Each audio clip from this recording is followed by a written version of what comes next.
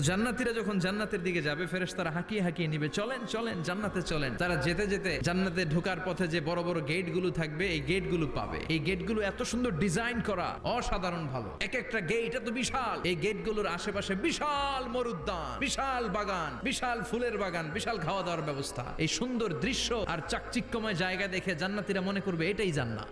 জান্নাতীরা বসে ওখানেই খাওয়া দাওয়া শুরু করে দিবে। ফেরেশতারা বলবে এটা না, এটা তো জান্নাতের গেট, চলেন চলেন। জান্নাতীরা কয় এত সুন্দর, চলো চলো সেটাতে ঢুকবো। আবার অনেক লম্বা একটা পথ পাড়ি দেওয়ার পরে দ্বিতীয় গেট। জান্নাতীরা ফেরেশতাদেরকে আর কিছু জিজ্ঞেস না করে ওইখানেও খাওয়া দাওয়া শুরু। ফেরেশতারা আবার বলবে এটা জান্নাত নয়, জান্নাত অনেক দূরে। জান্নাতীরা আবার ছুটতে শুরু করবে, ছুটতে ছুটতে 3 নাম্বার গেট যে কত বড়, ওই জায়গার সৌন্দর্য নাজ নেয়ামত দেখে জান্নাতীরা 100% নিশ্চিত হয়ে যাবে যে এটা জান্নাত না হয়ে পারে না। ফেরেশতারা বলবে এটা জান্নাত না, জান্নাত আরো দূরে। সুবহানাল্লাহ।